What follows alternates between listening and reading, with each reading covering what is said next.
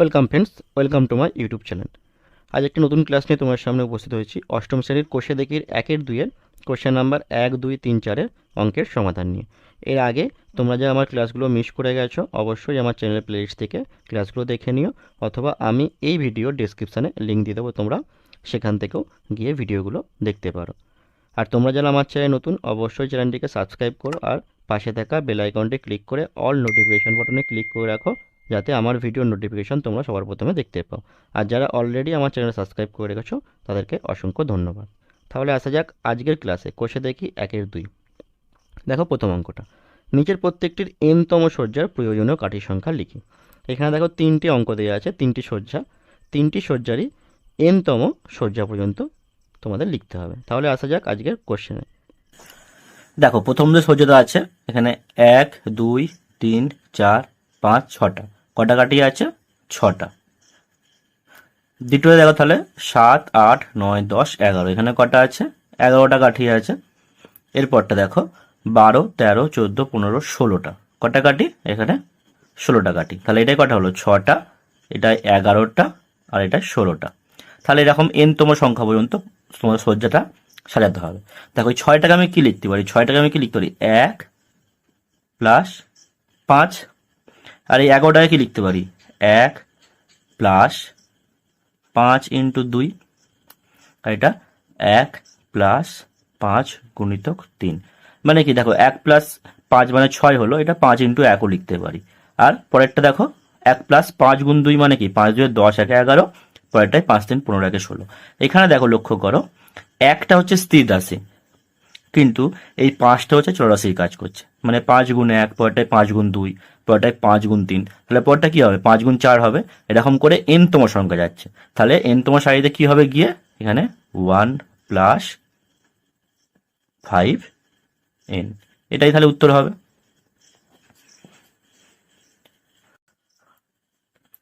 এরপর 2 এর সজ্জাটা দেখো।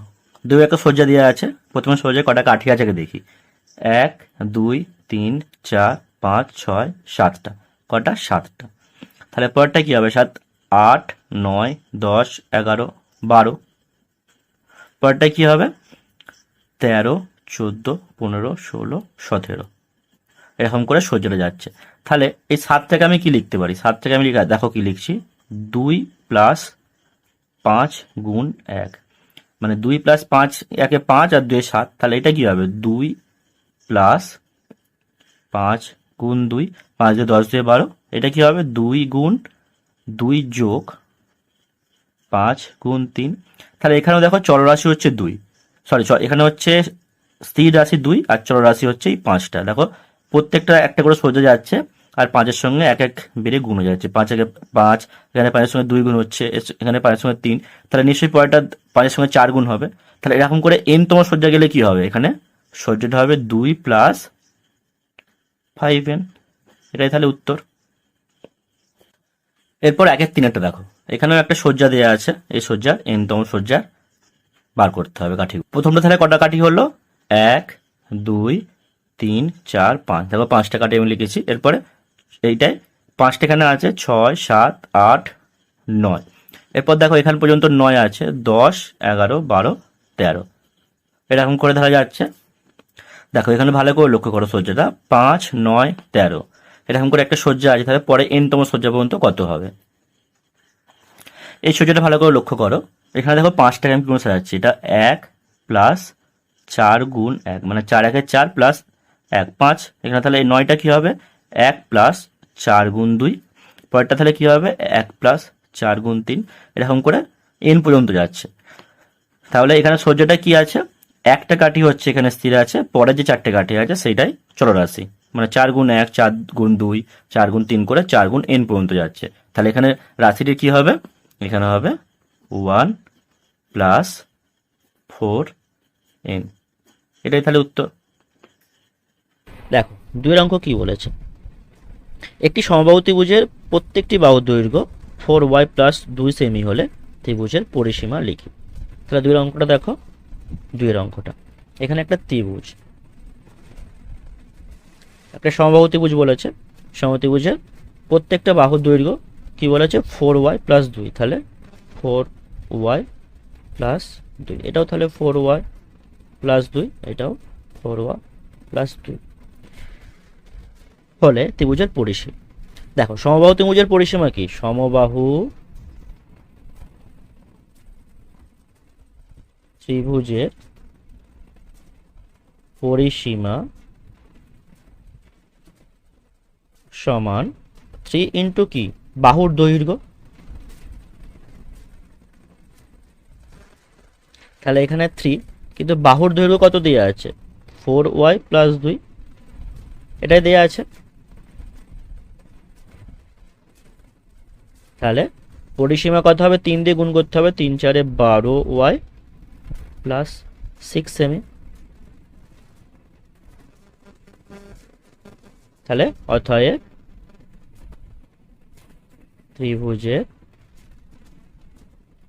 পরিসীমা সমান 12y প্লাস 6 সেমি। এটাই তাহলে এখানে উত্তর হয়ে গেল। এরপর 3 দাগের কোশ্চেন দেখো, একটু আয়তক্ষেত্রের দৈর্ঘ্য 8x প্লাস 3y সেমি এবং প্রস্থ 8x মাইনাস 3y সেমি, তাহলে ওই আয়তক্ষেত্রের ক্ষেত্রফল কি হবে? দেখো তাহলে একটা আয়তক্ষেত্র এখানে আঁকলাম,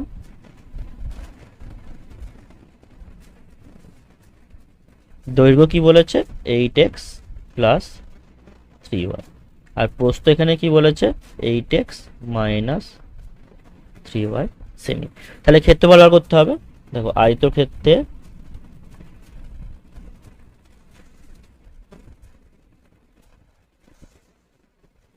ক্ষেত্রফল সমান কি? দৈর্ঘ্য গুণ প্রস্থ। তাহলে কি হবে? সমান, এখানে দৈর্ঘ্য কত? 8x প্লাস 3y আর প্রস্থ 8x মাইনাস 3y, তাহলে 8x প্লাস 3y গুণ 8x মাইনাস 3y। এখানে একটা জিনিস লক্ষ্য করো, এখানে দেখো 8xটাকে যদি আমি a ধরি এইটাকে, আর এইটাকে যদি b ধরি, দেখো a plus b into a minus b, এটা কার সূত্র? দেখো a square minus b square সূত্র কি? a plus b into a minus b। তাহলে এখানে আমি কি লিখতে পারি? এখানে 8x ইন্টু a আর এটা b, তাহলে আমি a plus b into a minus b কি হলো? a square minus b square, মানে কি হবে? 8x এর হোল স্কোয়ার মাইনাস 3y এর হোল স্কোয়ার। তাহলে এইটাকে এবার স্কোয়ার করলে 8 এর স্কোয়ার কত? 64 আর x স্কোয়ার, আর 3 এর স্কোয়ার 9 আর y এর স্কোয়ার। তাহলে এটা এখানে উত্তর হবে বর্গ সেমি।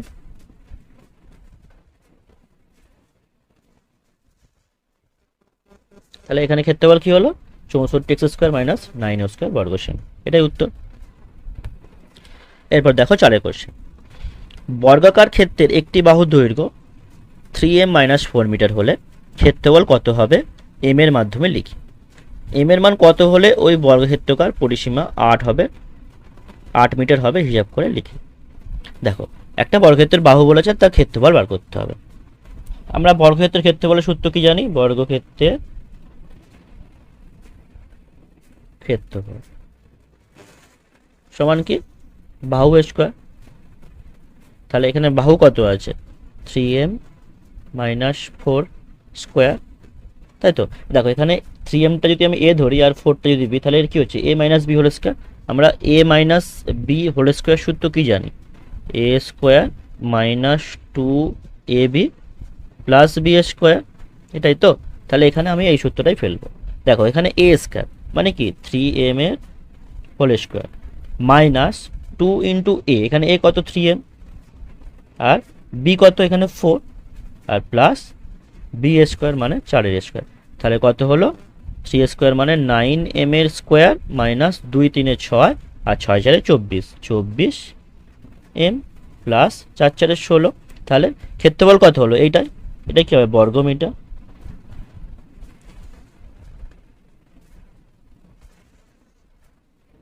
এটা তাহলে ক্ষেত্রফল হয়ে গেল। এরপর কি বার করতে বলেছে? যদি m এর মান কত হলে পরিসীমা ওঠা হবে। আমরা বর্গক্ষেত্রের পরিসীমা কি জানি? বর্গক্ষেত্রের পরিসীমা সমান 4 ইন্টু কি? বাহুর দৈর্ঘ্য তাই তো?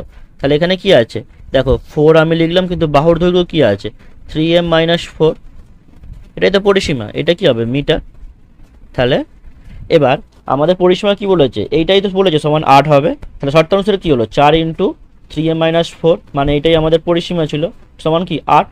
এবার দেখো বা লিখে 4 দিয়ে প্রথমে এটাকে গুণ করতে হবে, তারপর এটাকে গুণ করতে হবে। তাহলে 4 দিয়ে আমি 3m কে গুণ করলে কি হবে, দেখো 4 3 12m মাইনাস 16 সমান 8, বা 12m সমান কি, 16টা ওইদিকে চলে গেলে প্লাস হয়ে যাবে, এখানে 8 আছে, 16টা ওইদিকে চলে গেলে 16। তাহলে 16 আর 8-এ 24, বা m সমান কি হয়, এখানে 24 আছে কিন্তু এখানে 12টা তো 12m আছে, মানে 12টা কি এর সঙ্গে গুণ হয়ে আছে, তাহলে এদিকে এলে কি হবে নিচে হবে 12, এটা কেটে 2 সমান কি হলো m এর মান 2।